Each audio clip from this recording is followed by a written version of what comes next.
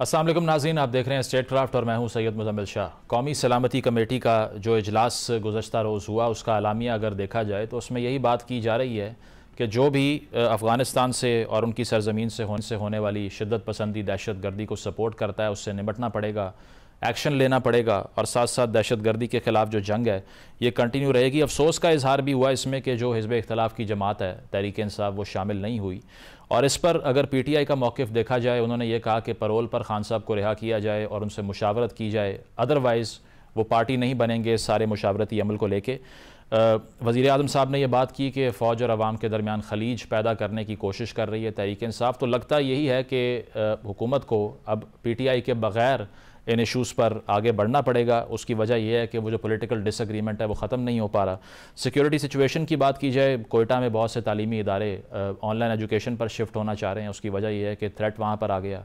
साथ साथ western border में जो चेंजेस हमने देखी हैं कि वहाँ पर तोरखम बॉर्डर को तकरीबन 3 हफ्तों के बाद खोला गया ट्रेड के लिए। लेकिन इसके साथ साथ दहशत गर्दी को ख़त्म करने के हवाले से ख्वाजा आसिफ साहब ने भी ये हिंट किया कि अफ़गानिस्तान में जाकर कार्रवाइयाँ हो सकती हैं।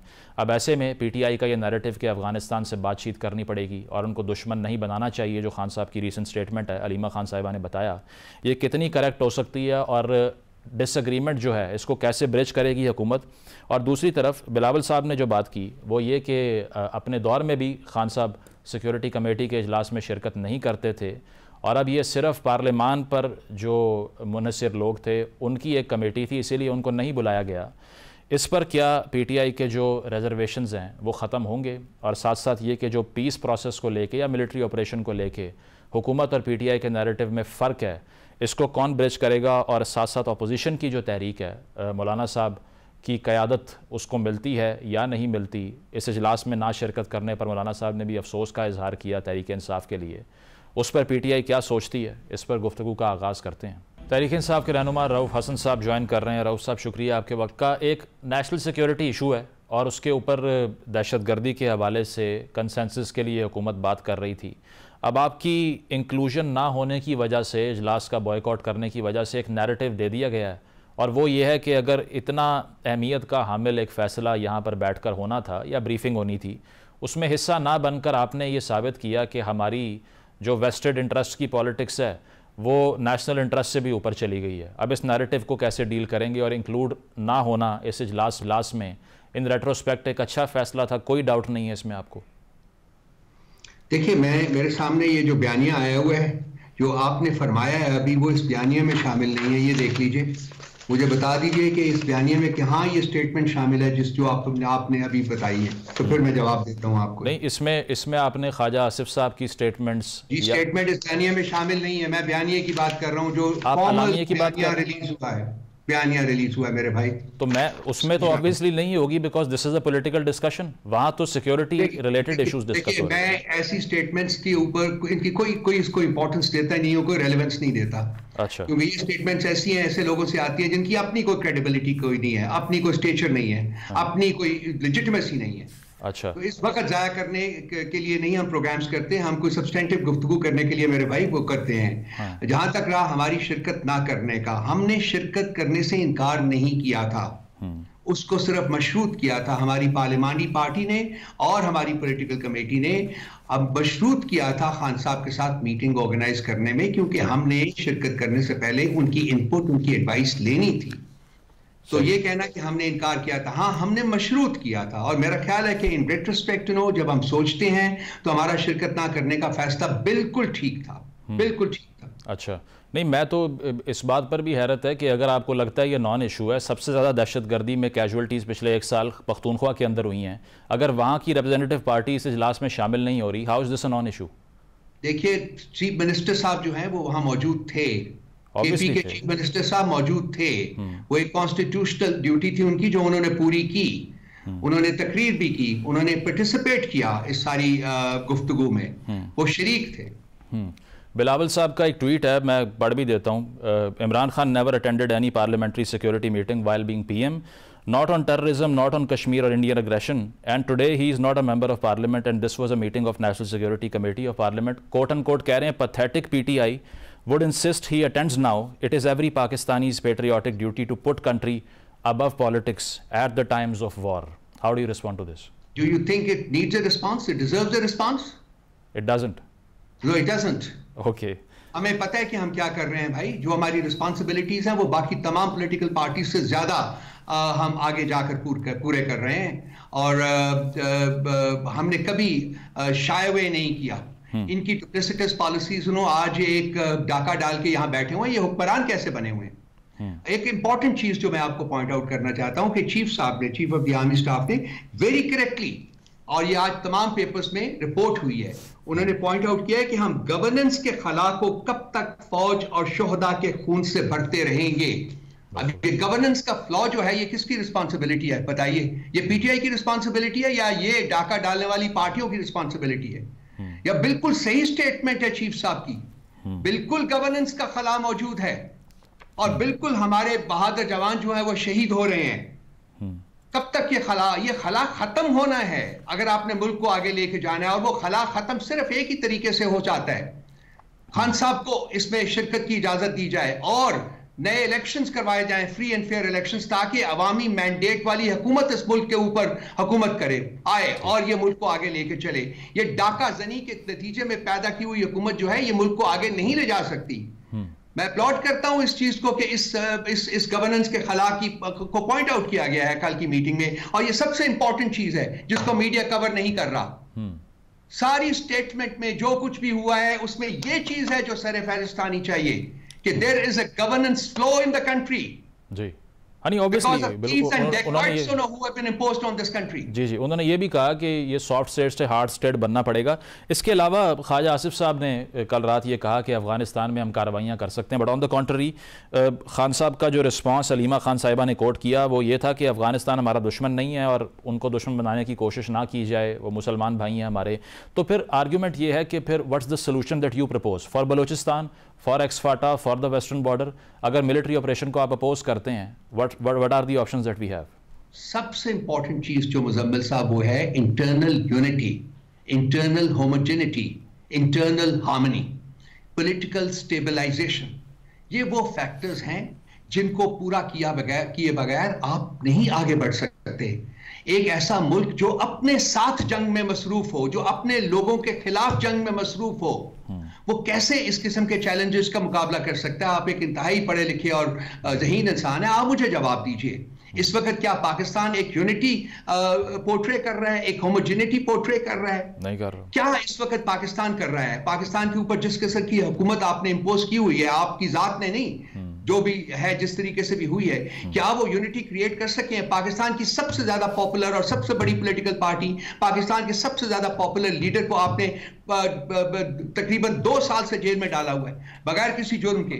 जहां कानून का, आइन का और इखलाकियात का हाल ये हो चुका हो, वो मुल्क की जड़ें खोखली हो जाती हैं भाई। वो लड़ाई नहीं कर सकते, वो अपने चैलेंजेस का मुकाबला नहीं कर सकते। खान साहब का कहना बिल्कुल दुरुस्त है कि हमें अपने हमसायों के साथ मामलात बातचीत के जरिए हल करने चाहिए। हम इस जंग, पहले आप देखिए सोवियत यूनियन के खिलाफ जो आपने जंग लड़ी, क्या हम उसका खुमियाजा नहीं भुगत रहे? बिल्कुल। उसके बाद आपने जो वॉर एंड टेरर में आपने शिरकत की, क्या उसका खुमियाजा हम नहीं भुगत रहे? आपने यहाँ ड्रग माफिया लाए, आप इस यहाँ क्लैशनिकोव कल्चर लेके आए, ये सब कुछ इन्हीं जंगों की देन है ना जी। तो क्या हम एक और जंग का सोच सकते हैं? नहीं। खान साहब ने हमेशा जंग को अपोज किया है। पाकिस्तान जैसा मुल्क जो कि तरक्की करना है अभी, जिसने, हमें अमन चाहिए, अपनी सरहदों के अंदर अमन चाहिए, यूनिटी चाहिए, होमोजेनिटी चाहिए, हमें एक लेजिटिमेट गवर्नमेंट चाहिए, कॉन्स्टिट्यूशनल और कानूनी हुकूमत चाहिए। रऊफ साहब, इसके अलावा जो अब इशू ये है ना कि अफगानिस्तान में जब ये रजीम आई थी तो उस वक्त खान साहब ने भी उसको अपलॉड किया, ख्वाजा आसिफ साहब ने भी किया था, लेकिन अब आकर अगर अफगान तालिबान कार्रवाई करते ही नहीं है, ना बात सुनते हैं। तोरखम बॉर्डर को हमने 26 दिन बंद रखा, आज खोलना पड़ा, ट्रेड का नुकसान हुआ, हमने अफगान रेफ्यूजीज़ को निकालने की भी पॉलिसी बना ली। अगर कोई भी मेजर जो कि बातचीत का है वो काम ही नहीं कर रहा, व्हाट रिमेन्स बिहाइंड? देखिए, बातचीत का कोई मेजर काम करने की बात नहीं है। अब बातचीत एक मीनिंगफुल सब्सटेंटिव तरीके से उनके साथ करने की, देखिए at the end of the day Muzammil साहब, let me make it very clear, Pakistan की डिफेंस से ज्यादा कोई चीज हमारे लिए इंपॉर्टेंट नहीं है, और पाकिस्तान की डिफेंस को इंश्योर करने के लिए जो भी स्टेप्स लेने पड़ेंगे पीटीआई उनको सपोर्ट करेगी। इसमें हम लोग कोई वीकनेस कभी नहीं दिखाएंगे, लेकिन मसला यह है कि हमारे पास वो लोग ही नहीं है, वो लीडरशिप ही नहीं है जो कि कोई सब्सटेंटिव गुफ्तगू कर सके। ये अपने तख्त को बचाने के ऊपर इनकी सारी एनर्जीज लगी हुई हैं। एक जो इलेजिटिमेट तख्त जो है, जो जिसके ऊपर ये बराजमान है इस वक्त, इस मुल्क को इंटरनल पॉलिटिकल स्टेबलाइजेशन की जरूरत है, और वो ये हुकूमत नहीं दे सकती। जब आप इंटरनली स्टेबल होंगे, इंटरनली यूनाइटेड होंगे, तो आप एक कॉन्फिडेंस के साथ बाकी के जो ममालिक हैं उनके साथ आप गुफ्तगू कर सकते हैं। इस वक्त आप दुनिया के किसी भी मुल्क के साथ बात करें, सवालिया निशान उठेंगे आपके ऊपर। आपने क्यों मौका दिया है लोगों को कि वो आपके ऊपर सवालिया निशान उठाएं? Let me reiterate once again, Muzammil साहब, at the end of the day, हम हर उस स्टेप को सपोर्ट करेंगे जो पाकिस्तान के डिफेंस और पाकिस्तान की इंटेग्रिटी को सेफगार्ड करने के लिए उठाया जाएगा। And that is not a military operation. And that's not a military operation, right? देखिए, मिलिट्री ऑपरेशन तो बड़ी आगे की बात है। जब होगा तो हम चाहेंगे कि उसको डिस्कस किया जाए। मिलिट्री ऑपरेशन से पहले और बहुत से तरीके हैं जो कि हमें इस्तेमाल करने चाहिए। सबसे इंपॉर्टेंट है वो है नेगोशिएशंस का, बातचीत का, डायलॉग। इस पे जो गवर्नमेंट की अलायंस है वो तो पेसिमिस्ट है ही आपको लेके, लेकिन ईद के बाद मौलाना साहब के साथ आपने तहरीक चलानी है। मौलाना साहब ने भी ये बात की कि ये मायूसी का इजहार किया उन्होंने कि आप इजलास में शरीक नहीं हुए, तो वो तो आपके एलाय कह सकते हैं उनको, आप उनका भी यही व्यू है। मौलाना साहब का देखिए, मौलाना साहब के साथ हम अपने मामला जो हैं वो उनके साथ बैठ के तय करते हैं, और मेरा नहीं ख्याल कि वो पब्लिक डोमेन के ऊपर मेरे ऊपर बनता है कि मैं कोई कमेंट करूं उनका। उन्होंने अगर कहा है तो बिल्कुल ठीक है, हम उनके साथ बैठेंगे, बात कर लेंगे, और हम उनको अपनी वजूहात से आगाह करेंगे कि क्या वो वजूहात थी जिसकी वजह से हम एक्चुअली नहीं गए। हमने इनकार नहीं किया, मैं रीइटरेट करता हूं, लेकिन हमने उसको मशरूत किया था। ठीक है, तो क्या अगर हुकूमत मुलाकात करा देती तो उसमें क्या था, हुकूमत का क्या जाता था? इसके अलावा बिलावल साहब जो हैं वो नेशनल एक्शन प्लान 2 प्रपोज कर रहे हैं। जिस तरह आपने खुद कहा कि वाहिद मिलिट्री सोल्यूशन जो है वो सोल्यूशन नहीं है, तो नेशनल एक्शन प्लान का जो पहला डॉक्यूमेंट था उसमें तो बहुत नुआंस्ड किस्म के काफ़ी क्लॉजेस मौजूद थे, अमल नहीं हुआ उस पर। अगर ये डिस्कशन दोबारा शुरू होती है, इसका पार्ट बनेगी पीटीआई? अब देखते हैं ना जी किस शक्ल में बनती है, कहाँ जाना पड़ता है। हमारी अगर हम खान साहब की अप्रूवल के बगैर तो हम बिल्कुल शिरकत नहीं करेंगे किसी चीज़ में। खान साहब के साथ अप्रूवल जो है वो हमेशा एक प्री कंडीशन रहेगी जी, उनकी इजाज़त, उनकी अप्रूवल जो है वो सबसे इंपॉर्टेंट है। पार्टी की पॉलिसी की जो गाइडलाइंस है वो उन्हीं की तरफ से आती है, हम इम्प्लीमेंट करते हैं। तो अगर नई मुलाकात आइंदा भी होगी तो अनफॉर्चुनेटली ये मसला तो रहेगा। तो इसलिए हुकूमत को भी अपने रवैयों में तब्दीली करनी पड़ेगी। अगर वो चाहती है कि एक इंटरनल यूनानिमिटी क्रिएट हो, इंटरनल यूनिटी क्रिएट हो, तो फिर पीटीआई को ऑन बोर्ड लेना पड़ेगा। और पीटीआई जो है वो ऑन बोर्ड इस वक्त तक नहीं आएगी जब तक कि खान साहब के साथ उनकी मुलाकात का रास्ता जो है वो खोला नहीं जाता। जो इस वक्त कैदें लगाई गई हैं, अभी जब कल मुलाकात हुई है तो ये पता चला कि उनकी अखबार भी बंद है, उनका टेलीविजन भी बंद है। क्या आप एक फॉर्मर प्राइम मिनिस्टर जिसने कोई कसूर नहीं किया, कोई गुनाह नहीं किया, क्या उसके साथ आप ये रवैया जो रियासत का है, क्या ये जायज है? इसके ऊपर मीडिया क्यों नहीं बात करता? आप रियासत के रवैये की बात कर रहे हैं ना जी। इस पे कल भी वो जो डिस्कशन आर्मी चीफ साहब की तरफ से हुई, उन्होंने कहा कि सॉफ्ट स्टेट नहीं हार्ड स्टेट बनना पड़ेगा। इससे क्या आप इंटरप्रेट करते हैं? देखिए, हार्ड स्टेट या सॉफ्ट स्टेट जो है वो डायरेक्टली रिलेटेड है जो आपके इंटरनल डायनामिक्स है ना, नेशनल इंटरनल डायनामिक्स जो है उनके साथ रिलेटेड है जी। ये हार्ड स्टेट आप उस वक्त बनेंगे जब आप यूनिटी आएगी, जब आप इकोनॉमिकली पावरफुल होंगे, जब यहाँ इन्वेस्टमेंट आएगी, जहाँ एक फ्यूचर प्लान आपके पास मौजूद होगा, जहाँ आप एक स्टेबल हुकूमत बनेंगे, जहां आपके पास लेजिटिमेसी होगी, जहां आपके पास आइन होगा, कानून होगा, इखलाकियात होंगी, इंसानियत होगी, वो हार्ड स्टेट होती है। तो डोंट यू थिंक खड़े होके आप एक फख्र के साथ कहें कि yes I belong to Pakistan, ये मेरा मुल्क है। डोंट यू थिंक कि जो पाकिस्तान के अंदर शहबाज शरीफ साहब की जो प्राइम मिनिस्टरशिप के अंडर हुकूमत चल रही है उससे बहुत कंफर्टेबल है पावरफुल क्वार्टर्स? कौन बहुत कंफर्टेबल है? Powerful quarters. देखिए, मैं पावरफुल क्वार्टर्स की बात नहीं कर रहा, मुझे नहीं पता क्या पावरफुल क्वार्टर से आपकी मुराद क्या है। अगर आप एस्टैब्लिशमेंट की बात कर रहे हैं तो ठीक है, वो तो ठीक है, हम उसके बारे में कोई कमेंट नहीं करेंगे, लेकिन हम सिर्फ हुकूमत के बारे में बात करते हैं कि ये एक लेजिटिमेट हुकूमत नहीं है, ये एक आईनी हुकूमत नहीं है, ये एक कानूनी हुकूमत नहीं है, ये डाका डाल के बनाई गई हुकूमत है। और इस बारे में हमें कोई अपने अल्फाज जो हैं उनको उसको ओपेक करने की जरूरत नहीं है। हम बिल्कुल ब्लंटली बात करते हैं। तो ईद के बाद फिर हम क्या एक्सपेक्ट करें? इस हुकूमत का जाना जो है वो बहुत जरूरी है। तो ईद के बाद हम क्या एक्सपेक्ट करें कि मौलाना साहब के साथ कोई ब्रेक थ्रू हुआ है या अब भी हुकूमती कैंप उनको अपनी तरफ अट्रैक्ट कर रहा है? हम उनके साथ बातचीत कर रहे हैं। उन्होंने एक पॉइंट के ऊपर हमसे ऑलरेडी एग्री किया हुआ है कि पाकिस्तान में आइन जो है वो बहाल होना चाहिए, और इसका तज़किरा वो पार्लियामेंट के अंदर भी अपनी तकरीर में कर चुके हैं। इस एक पॉइंट के ऊपर हमारी उनके साथ यूनैनिमिटी है, वो खुद भी मीडिया से बात कर चुके हुए हैं। और ये एक पॉइंट है, अगर इसी को हम लेके आगे चलें तो आइन के बहाल होने से कानून बहाल होगा, आइन के बहाल होने से जस्टिस बहाल होगा, आइन के बहाल होने से जमहूरियत बहाल होगी। तो सब चीज़ें जो है वो बहाल हो जाती हैं। ये फंडामेंटल एक ऑब्जेक्टिव है हमारा, और इसी को लेके हम आगे चलेंगे। और इसके अलावा जो जहाँ तक पार्टी अफेयर्स का ताल्लुक है, 28 जनवरी को फॉरेन अफेयर्स और इंटरनेशनल रिलेशन कमेटी बनती है पीटीआई की। इसमें शहबाज गिल साहब थे, सजाद बरकी, जुल्फी बुखारी के नाम थे। तहलील कर दिया इसको, इसकी वजह क्या थी?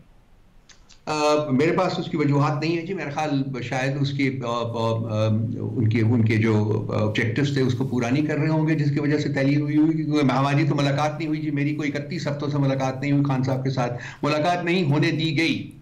तो मैं तो डायरेक्टली बिल्कुल एक्सपोज नहीं हूँ, डायरेक्टली मुझे कोई इन्फॉर्मेशन नहीं है। और अभी मेरी उन लोगों से मुलाकात भी नहीं हुई जो कि कल मिल के आए हैं। मैं उनको मिलूंगा तो फिर उनसे कुछ पता चलेगा जी कि क्यों तहलील हुई, लेकिन तहलील हो गई है। और इस पर कुछ लोग ये भी कह रहे हैं कि दरअसल वो जो हार्ड लाइन ले रहे थे वो ये वजह है। तो सोशल मीडिया पीटीआई के लिए is it still a headache? आपको लगता है कि it is moving ahead of you? जो पार्टी भी नहीं सोचती वो वहाँ लिख दिया जाता है।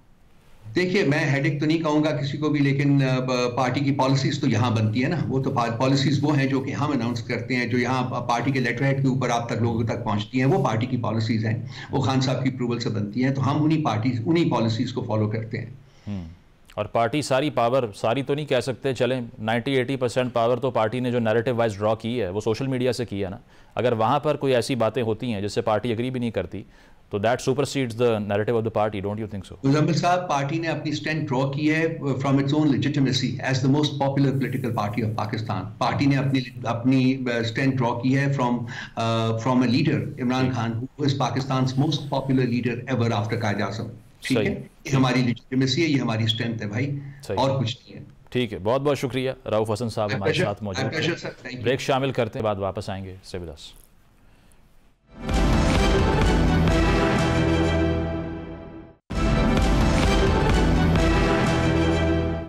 वेलकम बैक नाजरीन। नेशनल सिक्योरिटी कमेटी के इजलास में जहां तहरीक-ए-इंसाफ की शिरकत नहीं थी, वहां नवाज शरीफ साहब भी मौजूद नहीं थे, लेकिन हुकूमत की तरफ से ये बयानिया बनाना कि पीटीआई नेशनल सिक्योरिटी के इशू के ऊपर अपनी सियासत को तरजीह दे रही है, ये कितना ठीक है? और जो सलूशंस बलूचिस्तान के लिए या फिर वेस्टर्न बॉर्डर के लिए प्रोवाइड किए जाते हैं वो कितने प्रैक्टिकल हैं, इस पर बात करते हैं। साबिक गवर्नर सिंध मोहम्मद ज़ुबैर साहब ज्वाइन कर रहे हैं। ज़ुबैर साहब, शुक्रिया आपके वक्त का। दहशत गर्दी का जो मसला जिस बड़ी मिकदार में अब पाकिस्तान को दरपेश है, कहा जाता है 2007 के बाद सबसे बड़ा नंबर है दहशत गर्दी के वाक़यात का जो रीसेंट एक साल में हुआ, और उसके बावजूद नेशनल सिक्योरिटी कमेटी का पहले इजलास बुलाया नहीं जाता एक साल, और कल जब इजलास होता है तो तहरीक-ए-इंसाफ बॉयकॉट कर देती है। अशरफजई साहब हों या सलमान राजा साहब हों, ये मुतालबा करते हैं कि खान साहब को पैरोल पर रिहा किया जाए और इजलास का हिस्सा बनाया जाए, otherwise we won't be a party to this committee. तो क्या लगता है आपको कि स्टेट्समैन होने का मुजाहरा नहीं किया पीटीआई ने? उनका ग्रीवेंस अपनी जगह, लेकिन एक इतना बड़ा नेशनल इशू, क्या उसके लिए अपने पॉलिटिकल बायस को थोड़ी देर के लिए साइड पे रखना मुनासिब ना होता? I think there more relevant questions Muzammil then ये जो आपने बात की थी, मैं इस पर आता हूँ। लेकिन आपने खुद सेटअप कर दिया कि एक साल से कमेटी निकला है। तो मैं आपको ये बता दूं कि अपने पर्सनल एक्सपीरियंस से 2 महीने पहले इस पीपल्स पार्टी और पीएमएल के सीनियर लीडर्स से मिला, और मैंने उनको कहा कि जो एपी में और बलूचिस्तान में हो रहा है, आपको कुछ फिक्र है, आपको कुछ कंसर्न है, तो और मसले बुलाता हूँ। मैंने कहा भाई, तो आप पार्लियामेंट्री कमेटीज हैं, उसमें आप क्यों इस इशू को डिबेट करते, डिस्कस करते हो? पार्लियामेंट्री कमेटीज होती किस लिए? तो उन्होंने कहा कि यार आप मरवाएंगे, तो हैंडल कर दें, उनको हैंडल करने थे।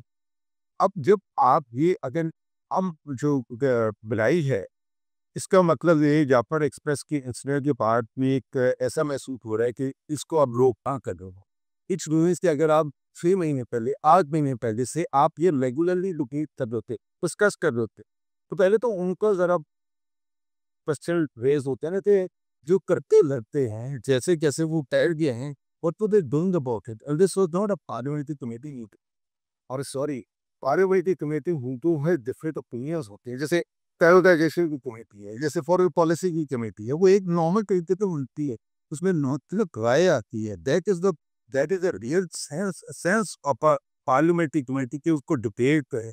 आपने जिससे भी इनपुट लेने चाहिए, वो इकोनॉमी से रिलेटेड है, आपने फाइनेंस मिनिस्टर को बुलाना है, गवर्नर स्टेट को बुलाना है, अगर दहशतगर्दी के हवाले से है, आपने मिलिट्री लीडरशिप को बुलाना है, जिस लेवल पर भी बुलाना है, और उनको बेसिस पर आप एक हुकूमत को अपनी राय लेते हैं पार्लियामेंट को, दो बेसिस पर जिस तरह से हाँ, अगर यही क्वेश्चन है, ये तो पार्लियामेंट्री कमेटी की meeting, if you call this a parliamentary, it was not, it was a briefing for the parliament. हाँ, ये आप जरूर कह सकते हैं, briefing for the parliament, because उसको कोई डिबेट या उस, और भी जो पार्लियामेंट्री कमेटी रखी कि एक प्रोबेबिलिटी की बेसिस पर, और ऑन करती है, it is a thing which is obviously it can run over several days of weeks as well as a whole or a regular process that is defined थी। जब तक ये नहीं होगा तो और फिर उसके बाद जो फैसले हैं, मतलब पीटीआई का क्वेश्चन आपने पूछा है, पीटीआई का क्वेश्चन बिल्कुल रेलिवेंट कर रहा है, और मैंने तो ट्वीट भी की थी, और जैसे मेरा पोजीशन जो है वो वही है जो पीटीआर वालों की है। ये सबसे पॉपुलर लीडर है, ये सबसे पॉपुलर पॉलिटिकल पार्टी, उसको स्टॉप करके आगे जाके मिसाइल पर हल हो जाएगा, ठीक नहीं होगा। अब इसके बावजूद जो आप बात कर रहे हैं कि पीटीआई को प्रोसेस से बाहर रखना अनजस्ट होगा, लेकिन जो तहरीक इंसाफ कहती रही है कि हमने, जिस तरह लेटर भी उन्होंने आर्मी चीफ को लिख दिया, इसके अलावा बहुत मरतबा ये भी बोला कि हमने बात ही इस्टेब्लिशमेंट से करनी है। अब अगर एक डायरेक्ट इंगेजमेंट की भी आपको अपॉर्चुनिटी मिल रही है, बेशक वो ब्रीफिंग ही क्यों ना हो, at least you can engage with the military leadership as well, तो उसका बॉयकॉट कर देना फिर सेंस कैसे बनती है? सही है, उसमें दो ओपिनियंस हो सकते हैं, लेकिन जब जाफर एक्सप्रेस का इंसिडेंट हुआ, जिसके बाद जिस तरह से दोनों साइड से, मैं ये नहीं कह रहा कि एक साइड से, जिस तरह से ख्वाजा आसिफ ने तो डायरेक्टली लिंक ही कर दिया ना कि ये दहशतगर्दी और इनमें कोई फर्क नहीं है। इनफैक्ट राना सनाउल्लाह ने जो कल की जो स्टेटमेंट है, जो भी मिनट्स वो निकले थे, उसमें भी उन्होंने दोबारा वाजे कर दिया कि ये दोनों एक साथ नहीं है। लेकिन प्लीज अंडरस्टैंड करें, पाकिस्तान हैज अ हिस्ट्री, मैं पीटीआई की थिंकिंग से नहीं मुझे पता, but Pakistan has a history. ये बिल्कुल ऐसे ही है जैसे air marshal Azhar Khan mid 1971 में फेस कर रहे थे ऑनस्लॉट, क्योंकि सबको फिर वाह करनी पड़ती है और सबको वहां बैठ के खड़े होकर सलूट करना पड़ता है, और एक ही जो नैरेटिव होते हैं उसके साथ जाना पड़ता है कि जी हमने सिर्फ गालियां देनी है, हमने सिर्फ एक बात करनी है, और जो असल चीज है, जो असल हकाइक है कि why we got to this stage, and therefore जब तक आप ये नहीं डिटरमिन करेंगे कि हम यहाँ आए क्यों हैं, तो आप आगे का सोल्यूशन कैसे ढूंढेंगे? क्या एक पहली दफा मिलिट्री ऑपरेशन की बात की जा रही है बलूचिस्तान में या पाकिस्तान में? Military operations have not been successful except for one, जो कि कराची में 2013-2016 के दरमियान हुआ था। So one has to be very cautious about it कि जी आपने किस तरह से बात करनी है। वो तभी मैं कह रहा हूँ वो डिबेट में होता है जब दूसरे की राय को एक्सेप्ट करने का हौसला हो। एक हम सब, आप टीवी चैनल्स पर आप उठा के देख लेना, 99% क्या बात होती है, व्हाट इज द डिस्कशन? कोई दूसरी राय आती है, तो वो कहते हैं खुदारे वतन। नहीं ज़ुबैर साहब, इसके अलावा जो बिलावल साहब ने भी ट्वीट करके बात की है वो यही है कि जब खान साहब वज़ीर आज़म थे तब भी नेशनल सिक्योरिटी कमेटी के इजलास में शिरकत नहीं करते थे। ये पार्लियामेंट की जो रिप्रेजेंटेशन थी उसका इजलास था, उनको बुलाने का जवाज़ ही पैदा नहीं होता। और अगर आप ये कह रहे हैं कि डिसएग्रीमेंट की स्पेस नहीं है तो फिर खान साहब भी आ जाते, डिसएग्रीमेंट की स्पेस तो तब भी नहीं थी। What could they have done possibly? एक तो बिल्कुल Bilawal is absolutely spot on. During the time जब इमरान खान प्राइम मिनिस्टर थे, उसमें जो फरवरी 2019 में जब इंडियन एयरफोर्स के तैयारे भी यहाँ आके गिरे थे और एक तरह से वॉर की सिचुएशन थी और मिलिट्री लीडरशिप ने ब्रीफिंग करनी थी, तमाम मेजर पॉलिटिकल पार्टीज जो थी पार्लियामेंट में उस वक्त उनके 4-5 लोग मौजूद थे, इंक्लूडिंग बशमूल पीटीआई के। Imran Khan as prime minister नहीं आए थे। सो आई थिंक बिल्कुल Bilawal is not wrong here in saying that, but having said that उन्होंने देखे ना कंसेंसस क्रिएट करना पड़ता है। मैं आपको सिर्फ हिस्ट्री में एक वापस लेके जाऊंगा। जब 1968-69 में मूवमेंट चलती थी अयूब खान के खिलाफ और all parties conference Ayub Khan ने बुलाई थी, तो उस वक्त शेख मुजीबुर रहमान पर गद्दारी का केस था, वो जेल में बंद थे। और उस वक्त क्वेश्चन ये रेज हुआ था कि पाकिस्तान का सबसे पॉपुलर लीडर जो है, डेफिनेटली ईस्ट पाकिस्तान का जो सबसे पॉपुलर लीडर है, लिटरली जो सब बंगालियों का लीडर है, उसको बगैर बुलाए हुए आप आगे कॉन्स्टिट्यूशनल फ्रेमवर्क की बातें कर रहे हैं कि जी कौन सा आइन बनेगा और किस तरह से इलेक्टोरल प्रोसेस होगा, क्या निजाम होगा। तो क्या किया था अयूब खान ने फाइनली? उन्होंने छोड़ा था, और नॉट ओनली पेरोल को छोड़ा था, उन्होंने केसेस वापस लिए थे, because you have to then separate कि पाकिस्तान ज्यादा इंपॉर्टेंट है जब आप पाकिस्तान की बात करते हैं, या वो चीजें इंपॉर्टेंट है जो कि आप कह रहे हैं कि जी नहीं कि हमारा पॉलिटिकल राइवल है, इसको जुबैर साहब उस दौर में तो अयूब साहब तो एब्डो कानून ले आए थे ना, इलेक्टिव बॉडीज डिस्क्वालिफिकेशन ऑर्डर, लेकिन यहाँ पर तो मसला कुछ और, यहाँ तो 9 मई के केसेस हैं, तोशा खाना का केस है, ये तो उस नौयत की डिस्क्वालिफिकेशन भी नहीं है ना।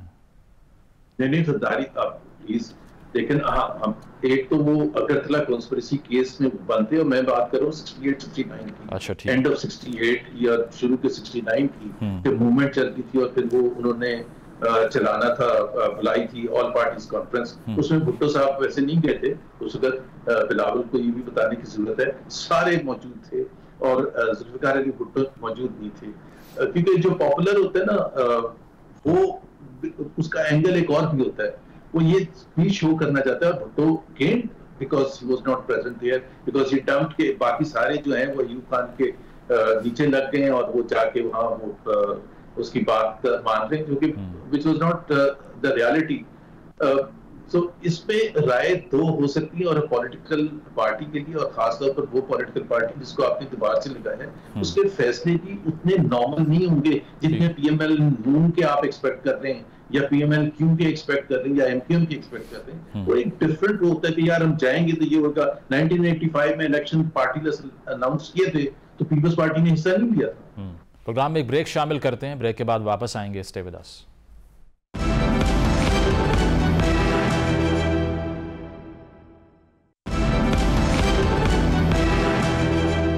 वेलकम बैक नाजरीन, डिस्कशन को कंटिन्यू करते हैं। जुबैर साहब, सिर्फ मसला प्रोसेस का है या फिर उनको पॉलिटिकली इंक्लूड ना करने का है, या उनके नैरेटिव का भी इशू है? अब आप देख लीजिए, ख्वाजा आसिफ साहब ने गुज़श्ता रात जो है वो ये सिग्निफाई किया है कि अफ़गानिस्तान में हम जाकर एयर स्ट्राइक्स कर सकते हैं, लेकिन ऑन द कॉन्ट्ररी खान साहब ने ये कहा कि आप क्यों अफ़गानिस्तान को अपना दुश्मन बनाना चाहते हैं, आप क्यों तालिबान के खिलाफ ऑपरेशन करना चाहते हैं, व्हाट्स द सोल्यूशन अदरवाइज? कभी वो रीसेटलमेंट की बात करते हैं, अब आकर वो रेफ्यूजी की पॉलिसी से भी एग्री नहीं करते, फिर उनके जो सोल्यूशंस हैं वो इतने काउंटर प्रोडक्टिव हो जाएं कि वो बात सुनकर भी फ़ायदा ना हो, तो फिर इनपुट लेकर क्या हो जाएगा?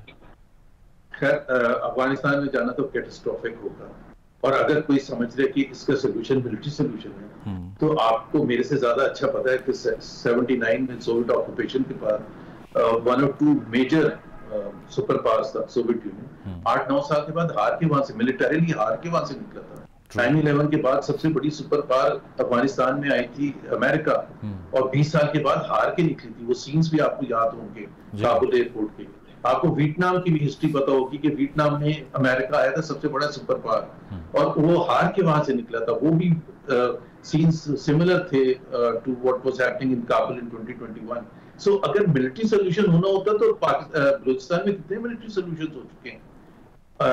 2006 में अभी रिसेंट हुआ था जब अकबर बुगटी को मारा था। So I don't agree with the military solution at all until unless we understand why that Balochi youth जो कि मेरे और आपकी तरह कॉलेज पे स्कूल में जाता रहा है और वो उसने बंदूक उठा ली है, मैं ये नहीं कह रहा कि आप उसको टेररिज्म को जस्टिफाई करें, उसका बिल्कुल आपने जवाब देना है, लेकिन अगर if it is not backed by social economic plan in a serious way, if it is not backed up by political power that has been taken away from the people of Balochistan through Form 47, अगर आप ये नहीं करेंगे तो फिर आप ये रहने देंगे। अगर आप समझते हैं कि आप नहीं, I totally agree जुबैर साहब। और लेकिन मसला ये है ना कि किसी पॉलिटिकल पार्टी का हाई मॉरल ग्राउंड कैसे हो गया। बाप पार्टी कैसे बनी सबको पता है, सेनेट के इलेक्शन में हासिल बजिंजो साहब के साथ क्या हुआ सबको पता है, उसके साथ अलायंस पीटीआई ने कर लिया। तो अब अगर कोई एक पार्टी ऑपोजिशन में होने की वजह से आइडियोलॉजिकल बन जाती है ओवरनाइट, इस तरह तो मरियम साहिबा भी मिसिंग पर्संस के कैंप में चली गई थी जब वो ऑपोजिशन में थी। तो यहाँ सिर्फ कैंप पे नहीं गई थी, सिर्फ कैंप पे नहीं गई थी। मैं आपको एक और भी बता देता हूँ, 25 अक्टूबर 2020 को जो क्वेटा में पीडीएम का जलसा था और मैं मरियम के साथ गया था, one of the issues that she was raising was missing persons, और उसके लिए काफी फैमिलीज मिसिंग पर्संस को स्टेज पर बुलाया गया था। पहले से जाहिर है हमने अरेंज किया था, और 2-3 बच्चों को गोदी में उठा के जल्से से खिताब किया था और वादा किया था कि जब मैं आऊंगी तो मिसिंग पर्सन के केस को मैं उजागर करूंगी और हर जगह लेके जाऊंगी। तो ये तो फिर पॉलिटिक्स होती है। नहीं तो गवर्नेंस की जो स्पेस, आर्मी चीफ ने भी ये कहा ना कि जो गवर्नेंस के गैप्स हैं उनको कब तक हम कुर्बानियाँ दे के या मिलिट्री ऑपरेशन के तहत फिल करते रहेंगे। उन्होंने ये भी कहा कि सॉफ्ट स्टेट बनना बंद करना पड़ेगा, we have to become a hard state. What do you construe out of it कि इस पर जो गवर्नेंस, हाँ पहले तो मुझे I don't even know the meaning of hard state versus soft state, जो मैं समझ सकूं उनकी बात से। अच्छा। उसमें ये है कि हमारे पास बहुत ज्यादा हम लेवरेज देते हैं जो कि दहशतगर्दी तक लीड करता है। मिसाल के तौर पर हमारे जो कोर्ट्स हैं, फॉर एग्जांपल हमारा जो लॉ है जिसमें हम मिसिंग पर्सन शोर मचाते रहते हैं, हमारा जो मीडिया है जो बातचीत करता है, whatever is left of it, हमारे जो ऑपोजिशन को हमने छूट दी हुई है, तो ये सब वापस लेना पड़ेगा। That I think that's the only way मैं समझ सकता हूँ कि उनके हार्ड स्टेट से। बट मेरा नहीं ख्याल है कि पाकिस्तान में कुछ अभी बचा है जुडिशरी के हवाले से, मीडिया के हवाले से, ऑपोजिशन के हवाले से, मतलब सब कुछ तो करती है, क्या कर रहे हैं। चले मैंने आपसे सोल्यूशन से मुतल्लिक सवाल करना था लेकिन इसी में आपने जवाब भी दे दिया। Finally on the last note, Nawaz Sharif साहब क्यों इजलास में शरीक नहीं हुए? नवाज शरीफ साहब एग्जैक्टली देखे ना, Nawaz Sharif is president of the party, उनकी अपनी हुकूमत है, उनके अपने भाई वजीर आजम हैं, और ये जिस तरह का सेटअप था, वो सेटअप के हवाले से अगर वो थोड़े से कंसर्न हों कि जी उनको वो लाइमलाइट शायद नहीं मिलेगी जो प्राइम मिनिस्टर को मिलेगी, हो सकता है this must be the only reason, otherwise कोई लॉजिक नहीं बनता कि वो ना आते। और मैंने जब भी वो पहले भी आए हैं तो उनको वो सीट पर बिठाते हैं जो प्राइम मिनिस्टर। हालांकि लोग तो आर्ग्यू करते हैं कि लाइमलाइट प्राइम मिनिस्टर के पास भी नहीं है, बट स्टिल जी, बट स्टिल मेरा ख्याल है सिंबॉलिकली अगर बात करें तो उनको जरूर मौजूद होना चाहिए था। अगर हुकूमत क्रिटिसिज्म अपनी तरफ नहीं लाना चाहती थी तो वहां तो मेरा ख्याल है मोहसिन नकवी साहब भी नहीं थे। जी, नहीं थे। तो फिर इंटीरियर मिनिस्टर नहीं मौजूद थे, तो फिर आप मेरे से पीटीआई के सवाल पूछिए। बिल्कुल ठीक है, बहुत बहुत शुक्रिया। मोहम्मद जुबैर साहब हमारे साथ मौजूद। एक शामिल करते हैं, ब्रेक के बाद वापस आएंगे। Stay with us.